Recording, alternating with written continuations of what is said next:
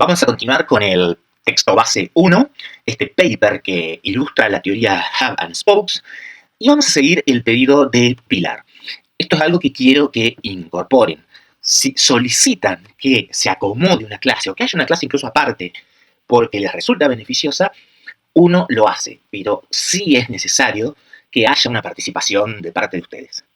Entonces, vamos a disminuir la presentación del texto, total el texto lo tienen en la página, en la plataforma, y vamos a hacer lo que nos pidió Pilar, que es un cuadro donde podamos ir organizando los conceptos. Es muy útil porque esta parte comienza trabajando con especializaciones funcionales graduales dentro de la red de control. Especialización funcional gradual significa que vamos a tener que tener en cuenta que la estructura organizacional de grupos neuronales que funcionan por conectividad son graduales o probabilísticas. Se puede utilizar cualquiera de los dos términos. ¿Qué significa eso? Que si arriban dos spokes unimodales para formar un concepto, un spoke verbal conceptual y otro visual, corriéndonos de posición dentro del parénquima cerebral, lo que vamos a encontrar es mayor grado de presencia de rasgos provenientes de una zona unimodal que de la otra. Y así se va distribuyendo semánticamente. Entonces, ¿qué aparecen ahí? Aparecen zonas. Y estas zonas tienen un nombre, y este nombre tiene una especialización relativa a que está más influida por, y claro, los entes se entran a multiplicar. Bueno, también es un ejercicio para el recuerdo y ese recuerdo controlado. Entonces, en la red de control semántica distribuida, funcionalmente existen subdivisiones. Recordemos que tenemos una red representacional y una red de control. Representaciones semánticas que a su vez son controladas. Teniendo en cuenta las distinciones entre las zonas prefrontales y temporoparietales, que se destacaron ya, aparecen diferencias sutiles. Por ejemplo, las lesiones anteriores o frontales es más probable que produzcan efectos refractarios en tareas tanto no verbales como verbales, así como también un alto rasgo de errores perseverativos. Un error perseverativo es cuando una persona realiza una tarea, recibe una retroalimentación de que lo está haciendo de una manera errónea y sin embargo vuelve a realizar la misma acción. Ambos fenómenos pueden aparecer por una discapacidad de inhibir previamente respuestas generadas, lo cual está comprometido cuando hay un daño prefrontal. El hecho de haber generado una respuesta y pese a que la retroalimentación siga negativa, siga manteniéndose la respuesta, es un rasgo de daño prefrontal. Y en otras evidencias convergentes que distintas técnicas llegan al mismo resultado, sugiere una especialización funcional superior-inferior de la red de control. Por ejemplo, cuando se mide la señal Bolt es cuando se hace resonancia magnética funcional. Siempre recordemos que los resonadores magnéticos pueden hacer muchas secuencias distintas porque hacen resonar moléculas distintas, entonces lo que arrojan son imágenes y datos distintos. En este caso se trata del nivel de oxigenación de la sangre. Las respuestas en las partes dorsales y posteriores del surco frontal inferior se correlaciona con múltiples dominios en demandas ejecutivas. Un surco, en realidad, cuando hablamos del cerebro tenemos que mencionar dos surcos importantes, el surco temporal y el surco frontal. Son cisuras, bueno, también la cisura interhemisférica, son ríos que atraviesan el parénquima cerebral y son muy claros. En las circunvoluciones hay pequeñas rías, pero son muy pequeñas. En estos casos son surcos grandes. Bien. Mientras que las respuestas en las partes más ventrales y aspectos anteriores de la región superfrontal inferior correlacionan más específicamente con demandas ejecutivas de la parte de la recuperación de la memoria controlada. Potencialmente, este es el apoyo para la promoción, para el soporte empírico de las representaciones que son relativamente débiles, tanto en la memoria semántica como en la memoria episódica. Una graduación similar entre las zonas superiores e inferiores, es decir, en el eje, si tomamos un eje axial, ese eje que se ve con las fibras en color azul, el eje Z, las partes que están más arriba, las partes que están más abajo, se ha observado que la recuperación semántica, cuando la demanda tiene una naturaleza de que la tarea que se está haciendo presenta numerosas variaciones, la zona ventral de la corteza prefrontal y la zona del giro temporal medial posterior muestran una activación incrementada cuando hay que recuperar asociaciones semánticas débiles. Mientras que la parte dorsolateral prefrontal y la zona del surco parietal inferior muestran que respuestas que se incrementan cuando la demanda de la selección es elevada. Vamos a distinguir esto. Una demanda de selección es cuando la persona tiene una clave mediante la cual puede elegir entre las respuestas. Es decir, no se le pide una recuperación forzada de un concepto, sino que se le indica, por ejemplo, se le dan 3 palabras y se le dice elegí cuál de estas es amarilla. Y se le presenta el sol, se le presenta una calle de tierra y se le presenta un cielo azul. Entonces, mediante ese criterio, recupera el sol. Eso es una selección.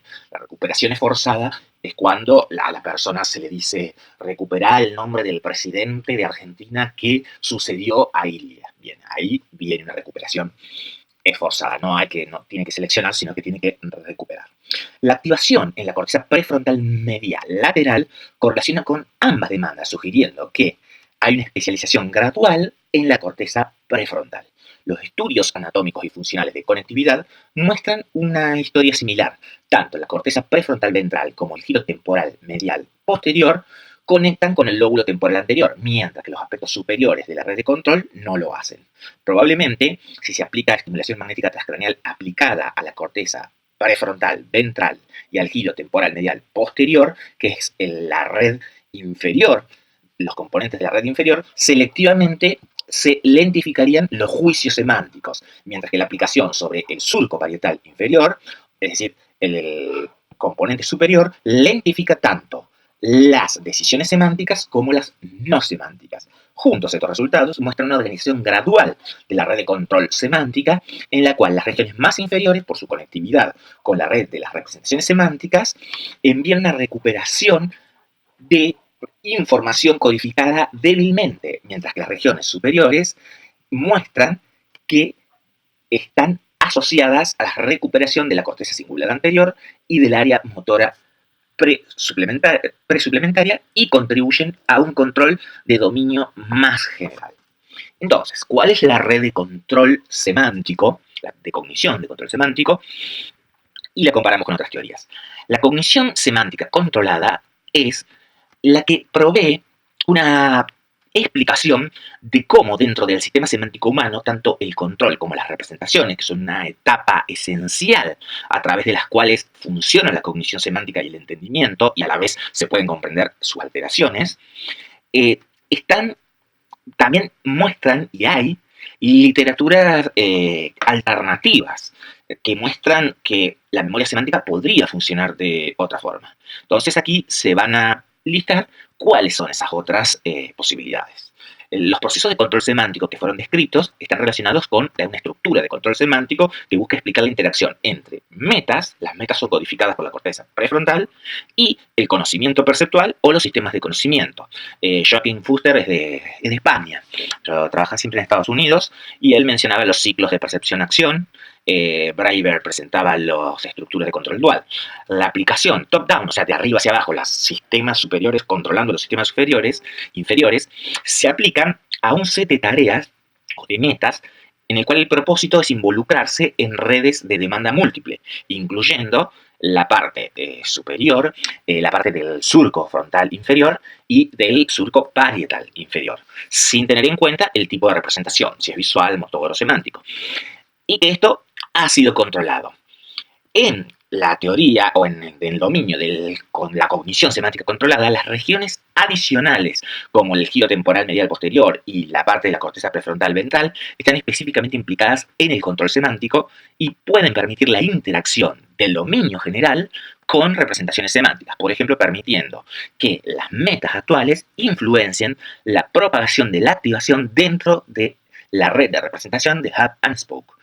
De esta manera, la teoría de la cognición semántica controlada también anticiparía el reclutamiento fuerte, potente, que promueven el giro temporal medial posterior y la corteza prefrontal ventral, cuando la activación dentro del sistema semántica se implementa y compromete el control, por ejemplo, cuando los inputs implican la recuperación de significados ambiguos o inesperados. Entonces tenemos que elevar el grado de control. También se percibe que en estudios de representaciones semánticas y de control semántico han a menudo avanzados independientemente unos de otros. La consideración en conjunto de ambos aspectos es importante. Por ejemplo, en primer lugar, hay distintas vías en las cuales el conocimiento semántico puede ser difícil de exhibir. No es tan fácil establecer cuándo es un conocimiento semántico. Las situaciones pueden requerir diferentes tipos de apoyo ejecutivo. Luego, las representaciones semánticas y el control es muy probable que sean altamente interactivas. Hay muy poco conocido sobre esto, pero cuando utilizamos representaciones semánticas, nos damos cuenta que tenemos que incrementar o no el grado de control sobre esas representaciones. Luego, la naturaleza de estas interacciones cambiará si alguno de los componentes de la cognición semántica está comprometido por un daño o por estimulación neuronal que provoca un daño artificial y por poco tiempo. Entonces, entender estos efectos requiere una estructura que direccione tanto la comprensión de control y de representación. ¿Cuáles son las zonas de convergencia semántica? Algunos investigadores han propuesto que la transmisión de información a través de sistemas modalmente específicos de representación fluye a través de regiones neuronales que se llaman zonas de convergencia.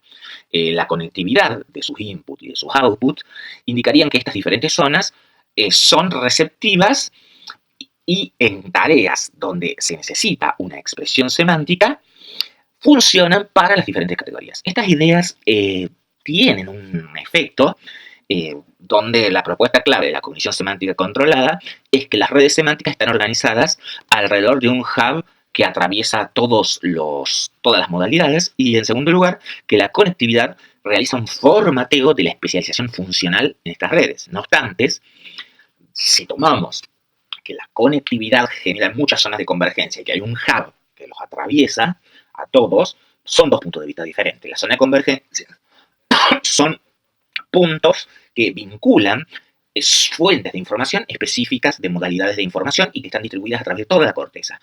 Estos puntos no representan en sí estructuras semánticas. Si hay una zona visual funcional, si hay una zona visual de rasgos visuales y convergen, no es de por sí una zona, no tiene una esencia semántica. Por contraste, si hay un hub y ese hub es un núcleo de operaciones para generar abstracciones, esto tiene un rol crucial en que las similitudes a través de todas las modalidades permiten una generalización y eso es un concepto y ese concepto se aplica a ítems similares.